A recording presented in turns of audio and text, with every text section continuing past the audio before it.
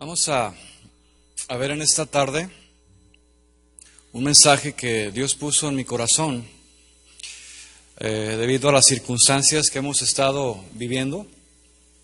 Y ese mensaje lleva por título La soberanía de Dios en nuestra vida.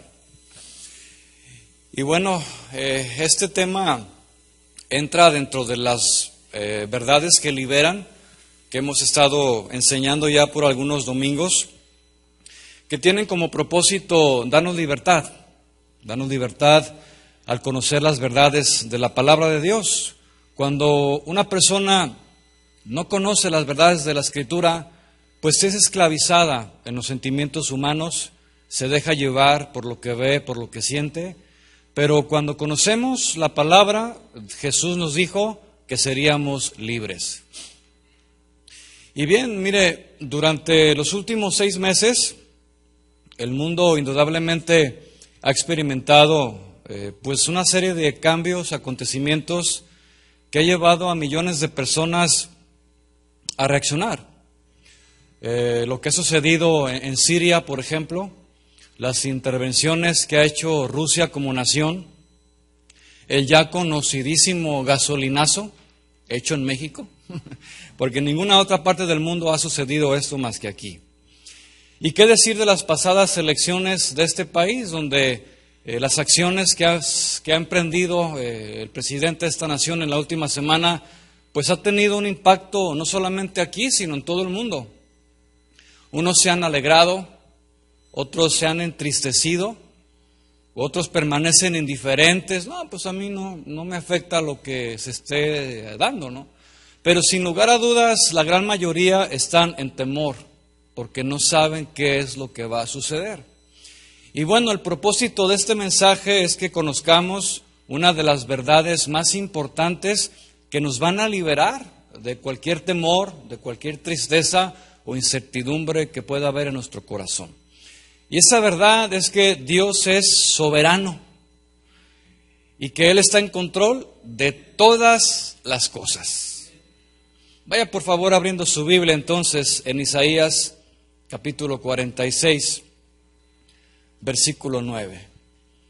Nuestro hermano Héctor durante la oración mencionó muchas veces esto: Dios es soberano, Él hace lo que Él quiere. Y bueno, solamente confirmando esta palabra de parte de Dios. Dice Isaías 46, 9. Acordaos de las cosas pasadas desde los tiempos antiguos, porque yo soy Dios y no hay otro Dios, y nada hay semejante a mí, que anuncio lo porvenir desde el principio y desde la antigüedad lo que aún no era hecho, que digo, mi consejo permanecerá y haré todo lo que quiero. Esas escrituras nos muestran uno de los rasgos más importantes de Dios. Y ese rasgo distintivo, pues es su soberanía. Él es soberano. Y esa soberanía abarca no solamente nuestra vida personal, sino también abarca todas las cosas que nos rodean, porque Él está en control de todo. Dios es el que manda, el que establece la dirección. Incluso es Dios quien inclina el corazón de los reyes, entiéndase presidentes, para que se haga su voluntad. Incluso permite Dios que sucedan cosas que, escuche, indudablemente nos van a afectar a todos. Y eso es la soberanía permisiva de Dios, que Dios permite que sucedan cosas y que aún como cristianos estaremos sujetos a vivir. El conocer esto entonces debe traer como resultado paz en el corazón de todo aquel que se dice ser cristiano. ¿Por qué? Porque nos ayuda a descansar. El saber que Dios es soberano me ayuda a tener fe, a confiar más en Dios. Y aunque bajo las circunstancias más difíciles que podamos atravesar, sea tribulación, angustia, escasez, enfermedad, lo que sea, sepamos que Dios es soberano y que Él nos gobierna. La pregunta es, mi hermano, si esa soberanía de Dios es bien recibida o nos resulta extraña y difícil de aceptar. Esto yo no lo sé, eso cada uno lo debe de considerar. Porque permítame comentarle que dependiendo del entendimiento que usted y yo tengamos de la soberanía de Dios, dependerá la forma en la que yo reacciono. El tema entonces es amplio, es abundante, que será imposible tratarlo en un solo mensaje, por lo cual vamos a tratar de considerar los aspectos más importantes de la soberanía de Dios. Voy a comenzar entonces con definir el concepto de soberanía. ¿Quién es soberano? Bueno, la definición del diccionario secular nos dice que la soberanía o el ser soberano es aquel que tiene el poder de decisión. O sea, él decide y nadie más. Soberano es ser el más elevado, el más excelente y el ser más superior. El ser soberano es aquel que da leyes sin recibirla de otro. Es el que tiene y ejerce autoridad suprema, y esa autoridad es independiente, incuestionable. Es decir, que nadie le dice a él lo que tiene que hacer y nadie le aconseja. Yo pregunto, ¿no le parecen un poco familiares estas características de algunas personas en este mundo? Medítelo. Escuche esto. Solamente Dios y solamente Él, nadie más, tiene este único e incomparable atributo en todo el universo. Él es soberano. ¿Por qué? Porque Dios es el único que tiene el poder de decidir. Él decide y nadie más. Él es el ser más elevado. Él es el ser más excelente. Él es el Altísimo. Él es el que establece las leyes sin recibirlas de otro. Él es el que tiene y el que ejerce la autoridad suprema. Y esa autoridad que tiene Dios es independiente, es incuestionable. Nadie le dice lo que tiene que hacer a Dios y nadie le aconseja. Ese es nuestro Dios. Pues solamente Él es el único que tiene este atributo. El Salmo 135, no lo busque, versículo 6, escribe el salmista lo siguiente y dice: porque yo sé que Jehová es grande. ¿Usted lo sabe? Y Él, Señor nuestro, mayor que todos los dioses. Todo lo que Jehová quiere, lo hace. En los cielos, en la tierra, en los mares y en todos los abismos. Esto quiere decir que solamente Dios tiene el control total y absoluto sobre toda su creación, hermanos. Llámese universo, llámese ángeles, principados, potestades, llámese entidades en el infierno, por ejemplo los demonios. Incluso Satanás mismo está sujeto a la autoridad de Dios porque es un ser creado. Él no hará nada que Dios no le permita hacer. Entonces la pregunta viene, ¿por qué Dios tiene ese derecho?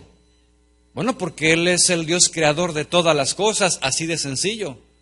Él creó todas las cosas en base a su soberanía, conforme a su voluntad y con el poder de su palabra. Génesis capítulo 1 nos da evidencia de este poder.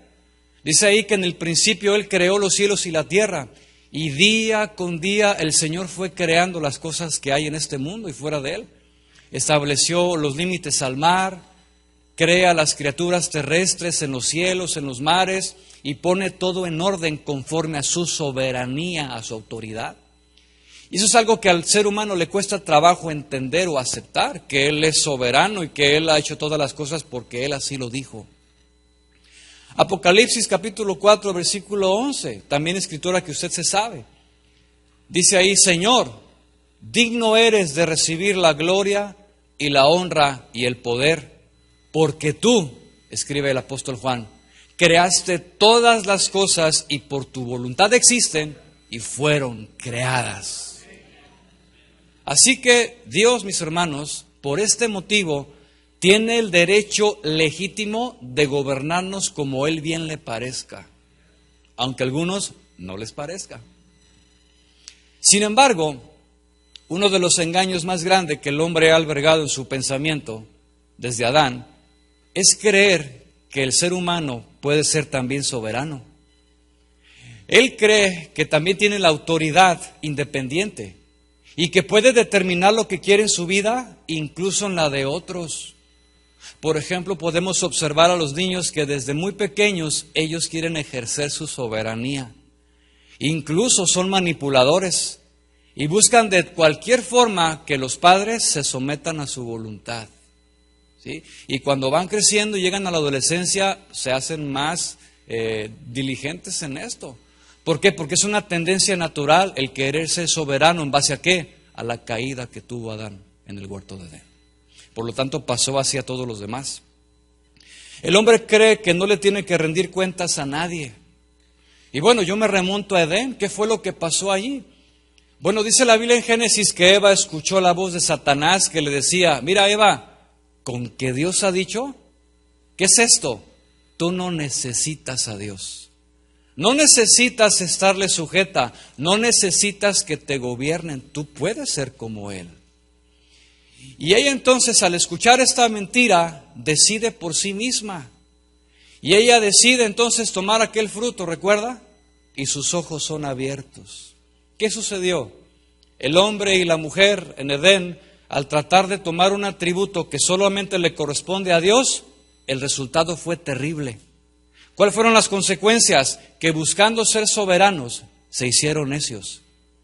Expulsados para siempre de Edén, trayendo en sí mismos la maldición, la muerte física y la espiritual. ¡Qué tremendo! Bueno, pues esta sentencia será el mismo resultado para cualquier persona que intente vivir independientemente de Dios. Y de que las hay, hermanos. Ese es el problema. El problema con la soberanía de Dios se presenta cuando el hombre no la acepta, tanto en su vida personal como en las cosas que suceden a su alrededor. Incluso un conocidísimo pastor de hace 2 siglos dijo lo siguiente con respecto a la soberanía de Dios. Dice: los hombres permitirán que Dios esté en cualquier lugar excepto en su trono.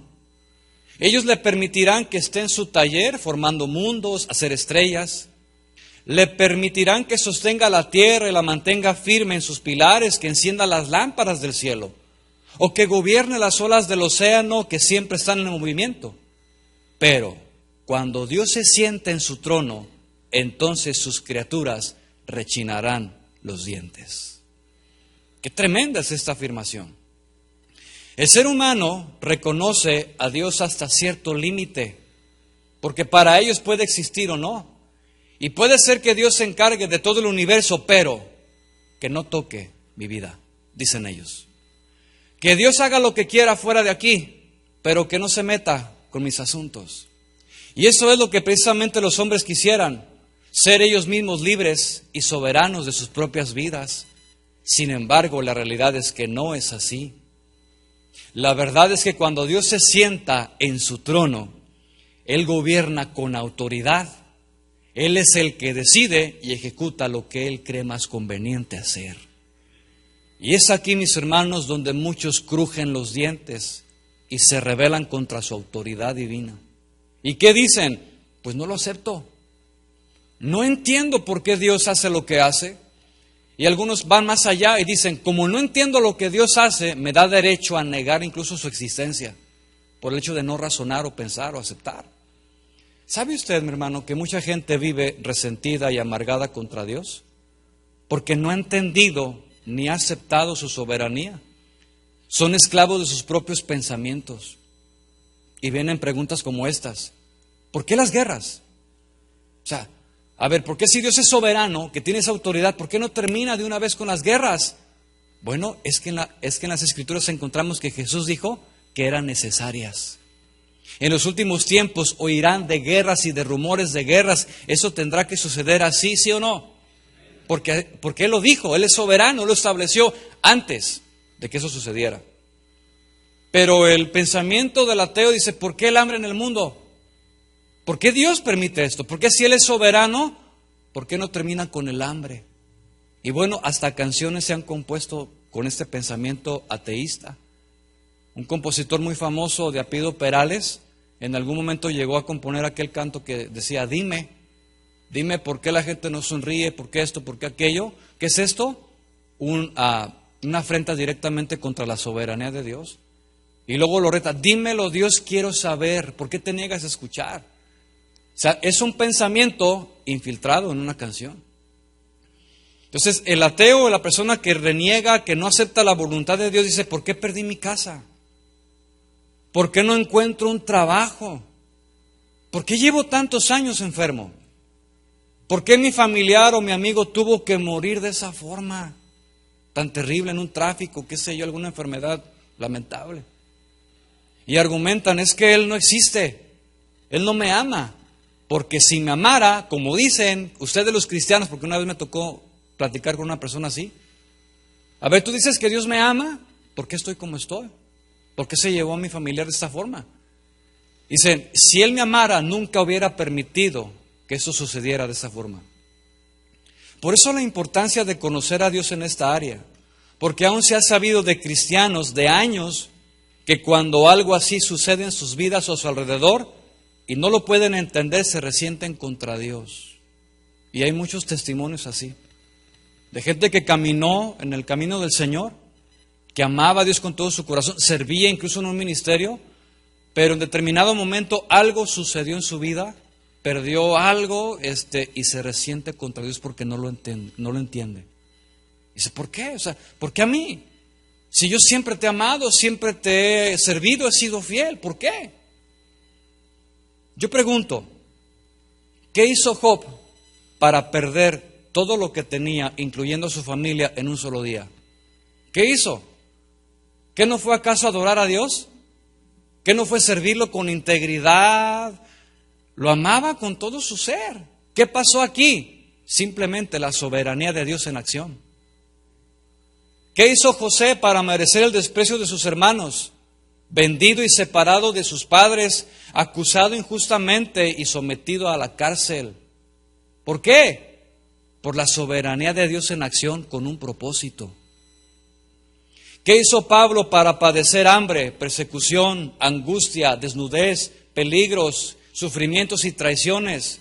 Si su mayor pasión era Cristo. ¿Qué pasó aquí? La soberanía de Dios con un propósito divino.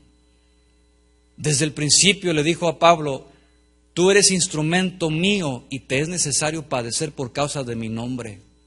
¿Con qué? Con un propósito. 19 cartas o 17. ¿Por qué razón el presidente de esta nación es quien es? Por la soberanía de Dios, hermanos, con un propósito. Él es el que pone y el que quita reyes. Él es el que levantó a Nabucodonosor. Él es el que levantó a Faraón, el rey de Ciro, con propósitos específicos. Y escuche esto, las profecías en la Escritura tienen que tener su cumplimiento, ¿sí o no?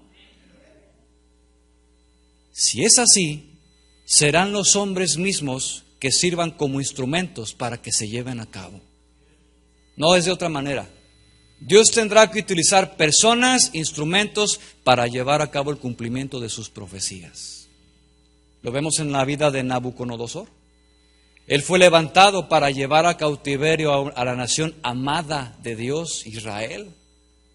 O sea, ¿qué entonces Dios no amaba a Israel? Sí, sí lo amaba. Pero por su desvío de corazón, por su dureza de corazón y obstinación, Dios decidió en su soberanía aquel pueblo que tanto amaba, someterlo a cautiverio. ¿Y a quién usó? A Nabucodonosor. Otro caso, Dios levanta a Faraón con un propósito. ¿Cuál es el propósito? Endurecerlo. ¿Para qué? Para que las maravillas de Dios se manifestaran en ese tiempo. Con un propósito. Por eso repito, hermanos, las profecías en la Escritura tienen que tener su cumplimiento y serán los hombres instrumentos para que se lleven a cabo. Pregunta, ¿qué hizo el Señor Jesús para sufrir todo el dolor en camino al Calvario? Ninguno. Es más, Él era el Hijo de Dios. ¿Qué fue aquí lo que sucedió? La soberanía de Dios. Dice la palabra con respecto a Jesús que el Padre quiso quebrantarlo. ¿Quién? El Padre quiso quebrantarlo. Jesús mismo, hermanos, fue sometido a la voluntad única y perfecta de Dios. Que Él, sentado en su trono, con toda su autoridad, dominio y poder y majestad, decidió ejercer su soberanía sobre su propio Hijo. y Él lo hará con tu vida y con la mía, si así Él lo decide. ¿Cuántos dicen amén? Pero ¿qué es lo que pasa? El hombre en lo natural no entenderá la soberanía de Dios sobre su vida, ni lo que sucede a su alrededor. De tal manera que cuando Dios se sienta en su trono y decide hacer cosas, muchos crujirán sus dientes. Ahora yo quiero preguntarte, ¿y qué cuando tú y yo somos el objeto de la soberanía de Dios? ¿También nuestros dientes crujirán? ¿También nos rebelaremos ante su autoridad y voluntad? Tal vez antes, hermanos, algunos vivían de manera abundante en el área económica y nunca se preocupaban por el porvenir porque había suficiente. Y de un momento a otro, de manera inesperada, se quedaron sin trabajo, se quedaron sin ingresos, y es una realidad en sus vidas. Otros tal vez han experimentado salud durante toda su vida y llegan a los 40, donde ya comenzamos a cascabelear y comienzan las enfermedades. Mi pregunta es, ¿esto es producto de la casualidad o es la soberanía de Dios en nuestra vida? ¿Qué es? ¿Casualidad o soberanía? Ahora déjeme decirle, y le voy a aclarar lo siguiente. Recuerde que estamos sujetos a las leyes terrenales y cada uno de nosotros tenemos una voluntad limitada. Y aunque todo está bajo el control de Dios, sin excepción, existen algunas cosas que no son parte de la soberanía de Dios directamente. Por ejemplo, si alguien no paga su renta y lo sacan, no diga que fue la soberanía de Dios. Si alguno es mal administrado en sus ingresos y tiene escasez, no diga que es la soberanía de Dios. Si alguien no cuida su alimentación, come papas, McDonald's, manitas de puerco, le entra duro a la soda, a los panes, a los dulces y se enferma, y dice, ¿usted tiene diabetes? No diga que fue la soberanía de Dios, hermanos. Si alguno es irresponsable en su trabajo, llega tarde, falta con frecuencia, no respeta a los jefes y lo despiden, no diga que fue la soberanía de Dios, hermanos. ¿Por qué? Porque son consecuencias de nuestra negligencia. ¿Se entiende?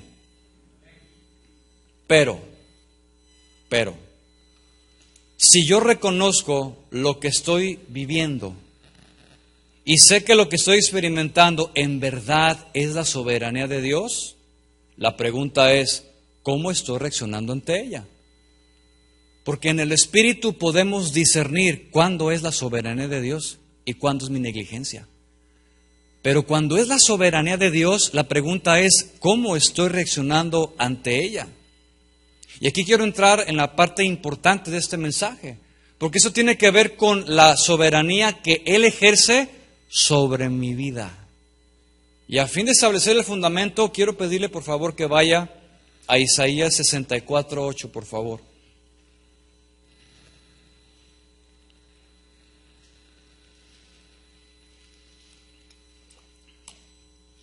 Isaías 64:8. Vea usted lo que escribe el profeta. Ahora pues, Jehová, tú eres nuestro Padre, nosotros barro, y tú el que nos formaste, así que obra de tus manos somos todos nosotros. Hasta aquí. Este versículo nos muestra principalmente dos fundamentos esenciales para que Dios ejerza su soberanía sobre nosotros. El primero de ellos es que Dios es nuestro Padre, ¿sí o no? Segundo, además de ser nuestro Padre, Él es el creador de todas las cosas. ¿Sí? ¿Cuántos hijos de Dios hay aquí? Escuche, si usted y yo decimos que somos hijos de Dios, Él se convierte en nuestro Padre y como Padre, Él tiene todos los derechos legítimos sobre mi propia vida. Así como en lo natural, los que somos padres tenemos el derecho sobre nuestros hijos, ¿cierto? Yo me encargo de educarlos, los guiamos, los alimentamos, pero también los disciplinamos. Y también ejercemos esa autoridad porque la tenemos, ¿sí? Y aquí hay algo muy importante, mi hermano. Los que son verdaderamente hijos de Dios reciben este trato. Se apacienta, se dirige, pero también se disciplina. Escucha bien lo que voy a decir a continuación. Si alguien aquí hace lo que quiere, peca una y otra vez, y no pasa nada, no hay disciplina, es posible que usted no sea hijo de Dios. ¿Por qué? Porque el hijo recibe invariablemente la disciplina. Ahora, déjeme concluir la idea. Cuando mi hijo viene y ha cometido una falta y me dice, papá,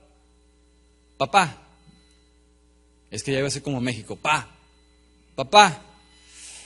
pues sí, cometí un error, perdóname. Y yo veo su sinceridad, yo desisto de aplicarle la disciplina. Pero también hay ocasiones donde, pues perdóname, sí te voy a perdonar, pero lo que hiciste amerita disciplina. Esto es lo que como hijos de Dios recibiremos sin lugar a dudas, ¿sí o no? Pregunta, ¿cómo lo recibimos? Yo espero que con un buen corazón. Bien, pues de esa misma manera que en lo natural lo hacemos, así también nuestro Padre Celestial tendrá ese mismo derecho y esa autoridad sobre nosotros, si en verdad somos hijos. Pero también Dios ejerce su soberanía sobre nuestras vidas porque Él es nuestro creador. Él nos hizo. Y dice el verso que acabamos de leer en Isaías, nosotros somos barro y tú el que nos formaste. Pregunta, ¿qué dice la Biblia que somos? ¿Qué somos? ¿Qué es el barro, mi hermano? El barro, escuche, es de lo más insignificante que puede existir en este mundo. Es tierra. Bueno, de hecho, en Tierra Santa, allá en Guadalajara, Jalisco, hay una ciudad que se llama Tlaquepaque, Jalisco. Y en esa entidad, pues se dedican a hacer estas piezas de barro, y eso es algo que es un medio de vivir. Bueno, en esta zona se puede conseguir el barro a 50 centavos el kilo, más o menos como 2 centavos de dólar, que es prácticamente nada, insignificante. Ser barro, además, es lodo, es tierra con agua. Eso es lo que somos. ¿Qué? Lodo. Somos lodo, hermanos. Dígale a su vecino con mucho amor, eres lodo, mi hermano.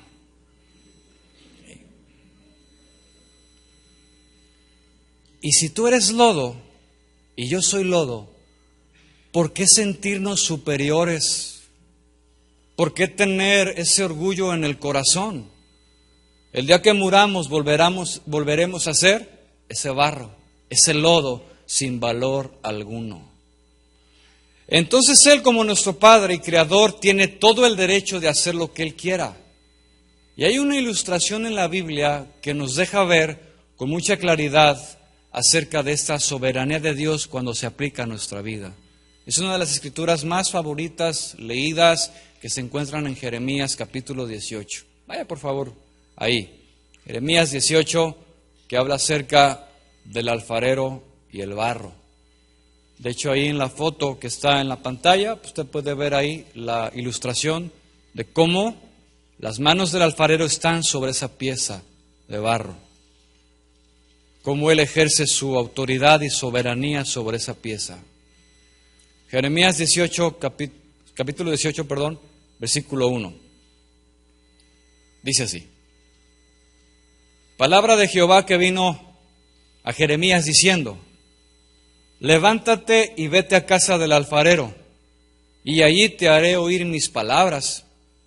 Y descendí a casa del alfarero, y he aquí que él trabajaba sobre la rueda, y la vasija de barro que él hacía se echó a perder en su mano. y volvió y la hizo otra vasija, según le pareció mejor hacerla. Entonces vino a mí palabra de Jehová diciendo: ¿no podré yo hacer de vosotros como este alfarero, oh casa de Israel? Dice Jehová. He aquí que como el barro en la mano del alfarero, así sois vosotros en mi mano, oh casa de Israel. Esta porción de la Escritura es una narración que claramente ilustra nuestra vida y la soberanía de Dios. Mire, veamos con cuidado, versículo 3. Dice ahí, nuevamente: y descendí a casa del alfarero, y he aquí que él trabajaba sobre la rueda. Pregunta: ¿quién es el alfarero? Dios. Segunda pregunta: ¿qué es lo que hacía el alfarero? ¿Qué hacía? Trabajaba. Diga conmigo, trabajaba. El alfarero trabajaba sobre la rueda. Y mire, la palabra trabajar aquí tiene un significado muy interesante. Ponga atención, por favor. Porque estas definiciones de esta palabra trabajar nos van a dar más luz en este pasaje. Trabajar, o sea, cuando el alfarero trabajaba, es decir, abría, el primer significado es abrir, y significa lo siguiente: quiere decir que si Él es el alfarero y trabaja sobre nosotros, Él es el único que puede abrir el corazón. Él es el único que puede meter su mano santa y limpia y va a las profundidades más íntimas de nuestro corazón para ser trabajadas. Nadie puede meterse en nuestro corazón sino solamente Dios. Trabajar también significa actuar, es decir, que Dios actúa sobre nosotros. Él obra nuestra vida como Él quiere, no como yo quiera, sino como Él quiere. Trabajar también significa administrar. Y mire usted, Dios es el que administra nuestra vida y nos coloca donde Él quiere.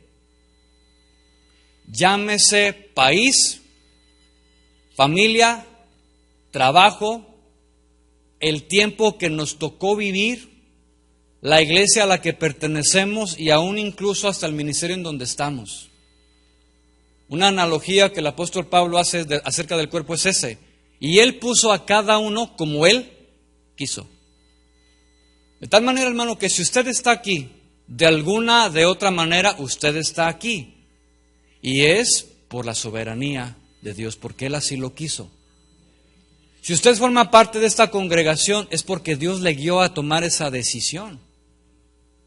Muchos de ustedes nos han comentado que llegaron aquí por eso mismo, por una guía de Dios. ¿Por qué? Por la soberanía que Él tiene. Y Él dijo: tú vas a estar aquí. Y ya lo dije, el lugar donde vives, lo que desarrollamos, todo está sujeto a la soberanía de Dios, porque Él es el que determina todas las cosas. Trabajar también significa, y eso me pareció muy importante, muy interesante, también significa afligir. Mire usted, cuando dice entonces que el alfarero trabajaba, es decir, afligía, ¿qué? El barro que simboliza nuestra vida. Escucha esto: Dios en su soberanía enviará aflicción a nuestra vida, aunque en ocasiones no entendamos el por qué. Él lo va a hacer. De hecho, hay una escritura, creo que es el libro de Job, que dice que el justo nace para la aflicción. Para eso nacemos. Incluso en lo natural, desde el primer momento en que salimos de nuestra madre, ¿cómo nos recibe el mundo? ¿Y qué es lo que hacemos? Lloramos. Bienvenido a este mundo. Entonces tenemos sufrimiento desde el principio, pero tenemos una promesa mucho mayor. Confiad, dijo Jesús, porque yo he vencido al mundo. Esa es la promesa más grande. Pero bueno, aquí dice que trabajar significa aflicción. Otro significado es cambiar. Esto se puede aplicar a que Dios nos cambiará de lugar como Él crea más conveniente. Y aquí, mis hermanos, tenemos que aprender a discernir la voz de Dios para cambios. No es así de, sí, me voy a ir para acá, me voy a ir para allá, voy a tomar esta decisión. ¿Por qué? Número 1, porque tiene que ser una guía de Dios. Y número 2, porque tu decisión afectará el día de mañana, tu vida y la de tu familia. O sea, y yo he conocido casos de gente que se aventura. No, pues yo me voy para acá, me voy para allá, y que Dios me dijo. ¿Dios te dijo? Y luego se sufren las consecuencias de las malas decisiones. ¿Todo por qué? Por estar fuera de la soberanía de Dios. La palabra trabajar también significa conceder. Eso significa que Dios, cuando trabaja sobre nuestras vidas, en ocasiones concederá las peticiones de nuestro corazón. ¿Recuerda usted aquel salmo que dice: deleítate a sí mismo y Él concederá los deseos de tu corazón? Pregunta, ¿es literal?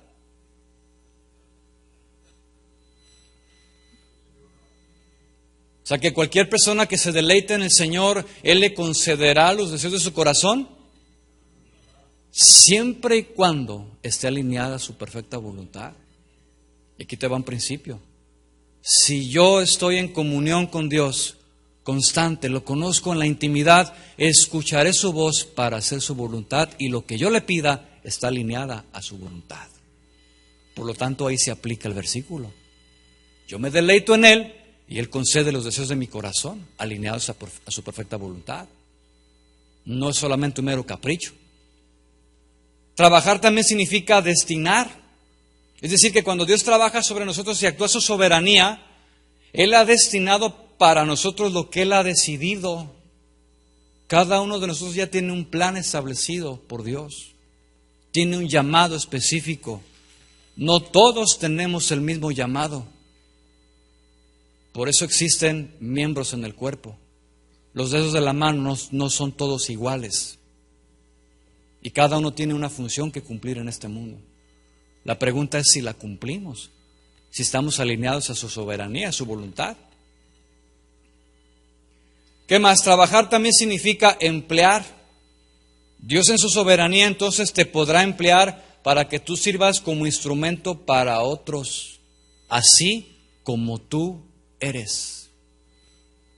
Puede haber delante de ti, hermano, 100 pastores y los 100 van a ser diferentes.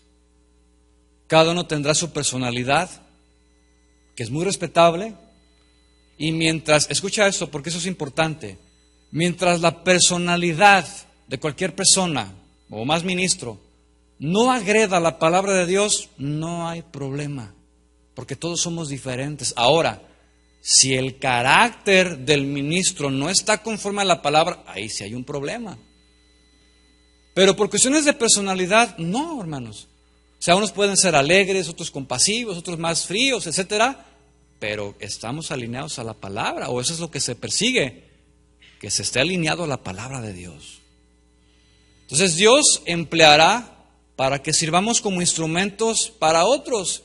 Con tu personalidad, con tus dones, con lo que tienes, Dios lo usará para bendecir a los demás. Mi pregunta es, si tú ya estás funcionando como instrumento de Dios en base a su soberanía.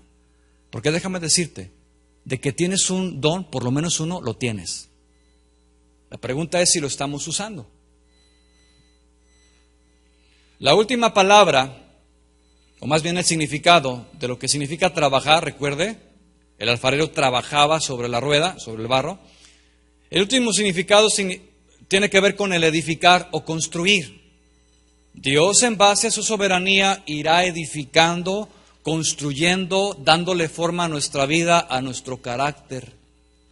Y en ese sentido, Dios podrá utilizar todos los elementos y recursos que Él decida para formarnos.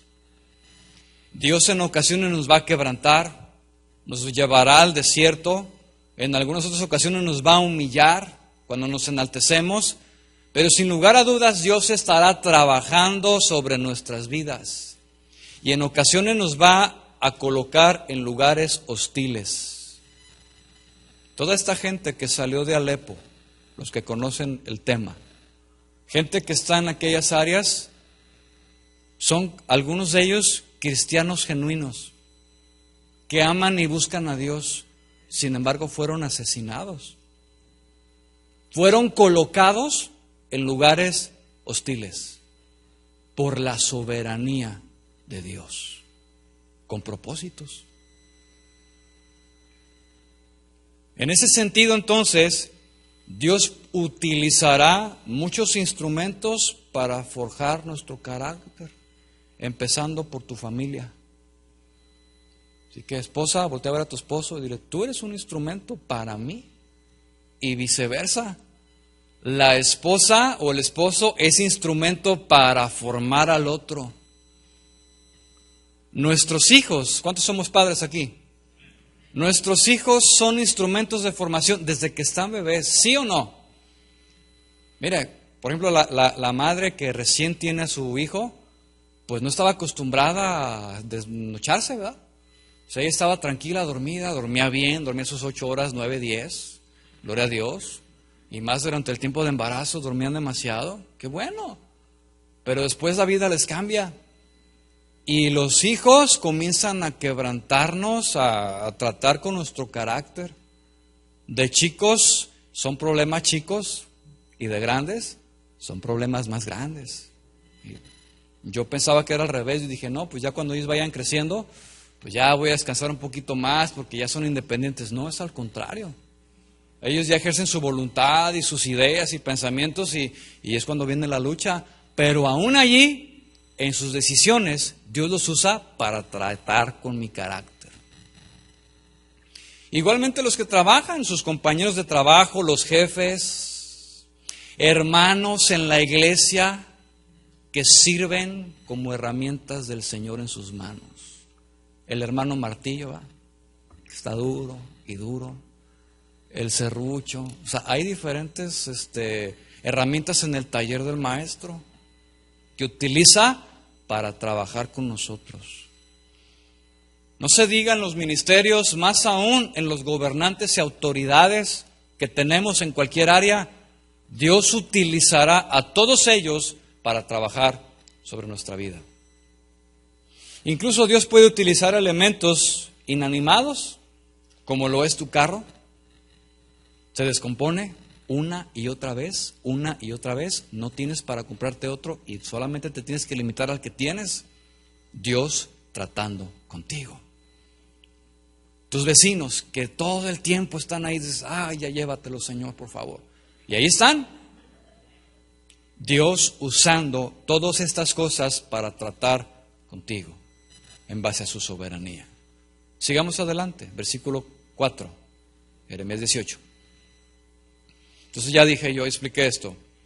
Él trabajaba sobre la rueda. Dice, y la vasija de barro que él hacía se echó a perder en su mano. Qué lamentable. Y volvió y la hizo otra vasija, según le pareció mejor hacerla. ¿Qué sucedió aquí? Dice Dios que la vasija de barro se echó a perder en su mano. Y viene una pregunta aquí, ¿por qué razón se echó a perder? ¿Será porque el alfarero no supo cómo moldearla? No lo creo.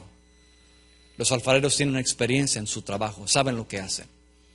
De tal manera que esto me lleva a algunas razones del por qué una pieza se puede echar a perder.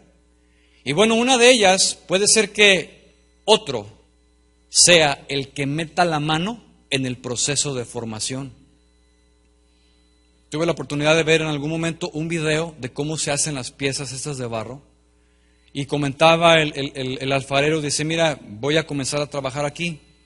Te estoy escuchando, pero si yo me distraigo un poco, puedo correr el riesgo de malformar la pieza. Si tú vienes aquí y metes el dedo, aunque sea poquito así, la pieza se echa a perder. Dice, nadie puede intervenir aquí y nadie puede distraerme de lo que estoy haciendo acá. De tal manera que Dios es el único que puede moldearnos. Y cualquier cosa o persona que se involucre en el proceso, indudablemente lo echará a perder. Cambiará la forma original. Incluso puede llegar a destruirla. Dios comienza a trabajar contigo, conmigo, te acerca instrumentos, personas, etcétera, y Dios comienza. Si alguien mete la mano, la obra se echa a perder. dejemos que Él sea el que haga la obra, porque Él es perfecto. Él sabe lo que hace. Él sabe cuáles son los instrumentos más eficaces para llevar a cabo sus propósitos. Porque además de ser soberano, Él es sabio. Segunda razón del por qué se puede echar a perder la pieza es porque no dejamos que el alfarero ejerza su presión sobre nosotros. ¿Sí? Dios comenzará a ejercer presión sobre nuestra vida para comenzar a darnos forma. ¿Sí? Y cuando viene esa presión, pues hay dolor, hay sufrimiento. La presión siempre será así. De tal manera que hay algunos que dicen, ya Señor, ya es suficiente, ya no puedo más. Platicaba yo con unos hermanos, es que es una sobre otra, apenas vamos saliendo y ya entramos a otra. Y esto ya llevamos años así. O sea, ¿por qué? Bueno, es la presión que Dios está ejerciendo sobre tu vida. Lo lamentable sería que tú le preguntaras a Dios con un corazón mal motivado, ¿por qué lo haces? Y hay algunos que dicen, ¿por qué, Señor? Yo creo que te estás equivocando, yo no soy mi vecino. No, yo no. Es que no es justo lo que me estás haciendo. Y en ese aspecto, mis hermanos, Isaías 45:9, no lo busque, él escribe lo siguiente: ay del que pleitea con su hacedor.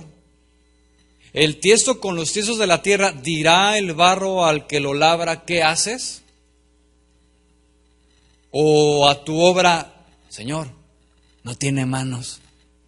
Como si el Señor no supiera. Claro que Él sabe lo que está haciendo. Aquí el punto es cuidar el corazón, la motivación del por qué preguntamos lo que preguntamos. Si alguien hace esto, lo único que hará es resistirse a la soberanía y a la voluntad de Dios. Y esto puede echar a perder la obra que Él está haciendo con nosotros. Otra de las razones del por qué se puede echar a perder la pieza de barro es porque nosotros mismos queremos hacer las cosas a nuestra manera. My way, dijo Frank Sinatra, a mi manera. ¿Y qué es lo que pasa? No dejamos que sea Dios tratando. Lo queremos hacer como nosotros queremos. Y buscamos la forma de salir adelante por nosotros mismos. Yo sé que Dios les ha dado a ustedes promesas. Tal vez alguien te la dio a través de una profecía. Tal vez Dios te mostró algo en algún momento. Y otros tal vez recibimos una impresión en nuestro corazón de las cosas que Dios quiere hacer con nosotros. Y ahí está la promesa. Pero de eso a su cumplimiento pueden tardar, hermanos, no días, semanas, sino años. Si nosotros nos desesperamos y no somos pacientes, podemos echar a perder lo que Dios tenía para nosotros. Es bien importante.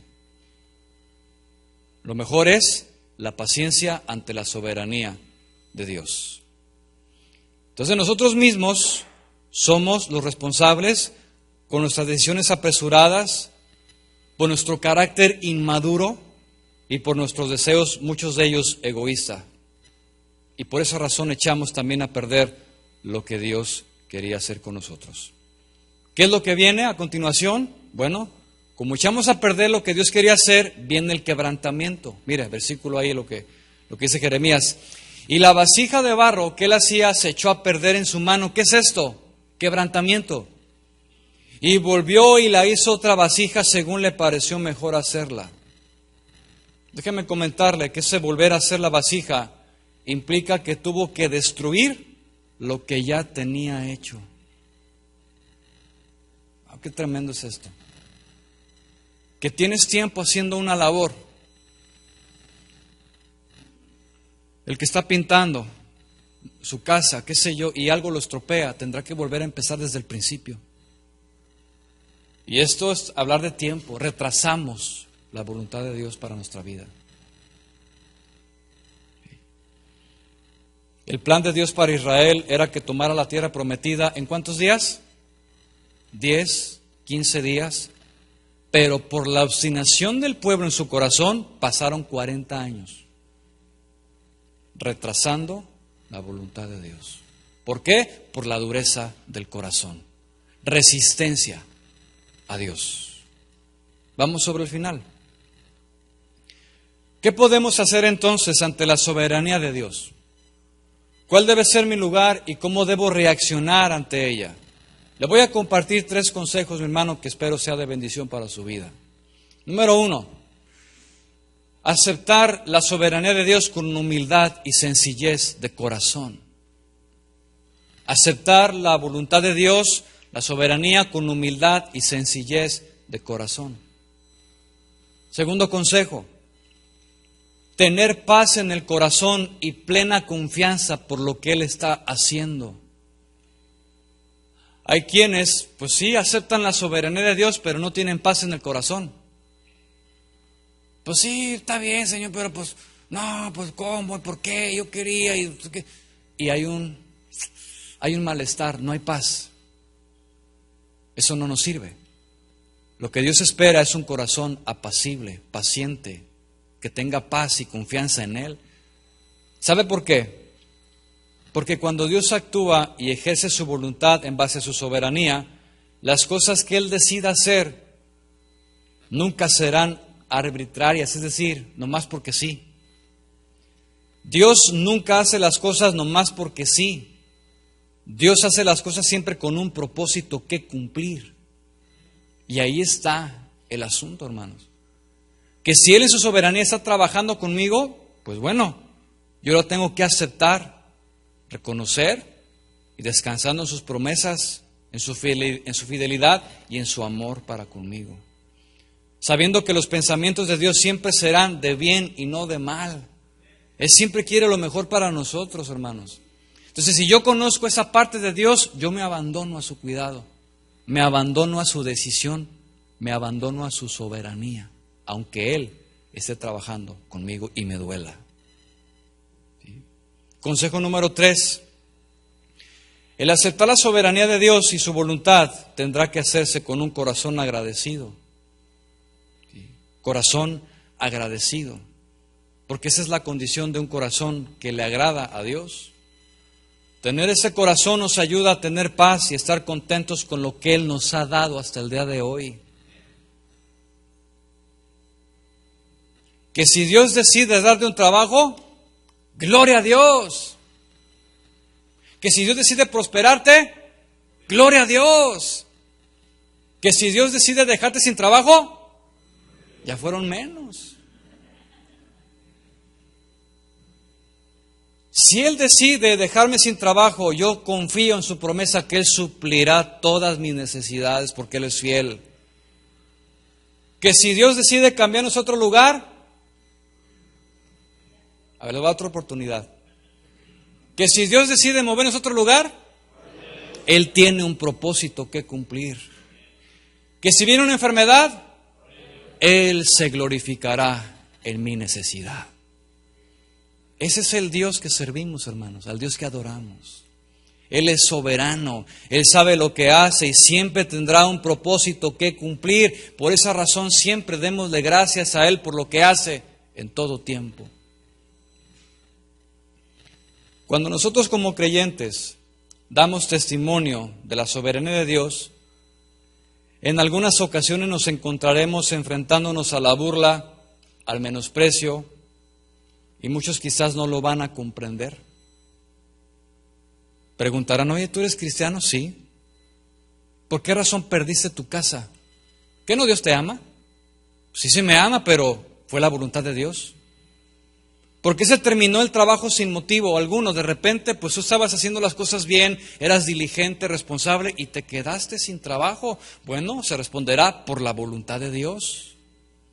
¿Por qué tienes esa enfermedad? ¿No que Dios te sana? La tengo por la voluntad de Dios y soy paciente porque Él me sanará cuando Él quiera. Y si no, de todos modos le voy a seguir amando. Y quizás amigos, familiares no lo van a entender y dirán, oye, ¿qué clase de Dios es ese? Que dice que te ama, pero has perdido todas las cosas. que dice que te sana y estás enfermo. ¿Qué clase de Dios es ese? Bueno, Él es mi Dios soberano. Y ese Dios hay que compartirlo, hermanos. Proclamar que Él es alto, Él es sublime, Él es excelso, Él es superior, Él es maravilloso, Él es incomparable. Él es el Dios de Israel. Su soberanía, por lo tanto, debe de ser predicada, exaltada y debe de ser aceptada. Y cuando Él se siente en su trono, que Él tenga el derecho total y absoluto de hacer lo que Él quiera. ¿Cuántos dicen amén? Terminamos. Versículo 5 de Jeremías 18. Entonces vino a mí palabra de Jehová diciendo: ¿no podré yo hacer de ustedes como este alfarero? Y ahí puedes poner tu nombre, dice Jehová. He aquí que como el barro en la mano del alfarero, así sois vosotros en mi mano, oh casa de Israel. Esta es la actitud que se espera que tú y yo tengamos cuando vengamos a la presencia de Dios. La actitud de ser barros o barro. Yo no soy absolutamente nada. No vengo por méritos, no vengo con mi dinero, ni con mis logros, vengo totalmente despojado de todo y reconozco, Señor, tu soberanía, tu autoridad, para que en base a esa humildad, a esa condición de barro, Dios pueda entonces moldear nuestro corazón. Amén. ¿Cuántos barros? ¿Cuántos somos barro aquí? Le invito a que se ponga de pie, por favor. Se escuchó medio raro, ¿verdad? Señor, tú conoces. Levanta tus manos un momento a Dios y dile: Señor, yo quiero ser ese barro en tus manos. Señor, hemos aprendido en esta hora lo que significa tu soberanía sobre nuestra vida, Señor. Sabemos que tú tienes el control sobre todas las cosas que existen. Señor, tienes el control sobre esta tierra, sobre cada rey que has puesto en cada nación, sobre las cosas que comenzarán a suceder, Señor. No nos debe tomar por sorpresa todo lo que está establecido en tu palabra, porque ya son profecías anunciadas, Señor. Más bien, Señor, queremos aprender a depender de ti. Y que el conocer tu soberanía me lleve a tener paz en mi corazón. Confiar, Señor, que tú eres soberano y que todo está en tus manos, Señor. No tengo por qué temer. No tengo por qué turbarme en mi corazón, Señor, sabiendo que tú tienes en tus manos mi vida, Señor. Señor, enséñame cada día a caminar. Enséñame, Señor, a buscarte, a depender más de ti, Señor. Quiero ser paciente a tus promesas, paciente a tu palabra, Señor. Y que así como el barro, Señor, me presento en esta hora, Señor. Haz de mí lo que tú quieras, Señor.